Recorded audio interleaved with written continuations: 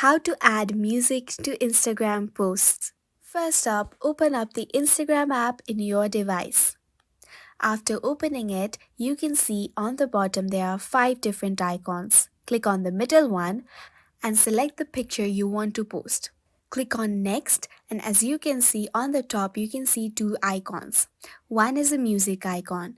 Click on it and you can see various kinds of musics in the list. You can choose from all the kinds of music shown, or you can also search up a music you want to keep. Click on the specific music that you want to attach to your picture and click on next. Here you can also select the part of the song that you want to attach to your picture. Select the part and then click on next again. After this, you are ready to go. Click on next and then click on the share button you can see down there. Once you click on the share button, your post will then be public and everyone can view your post with the song attached along with the post. And this is how you can easily attach your music to your Instagram post. We hope this tutorial helped you. Thank you for watching.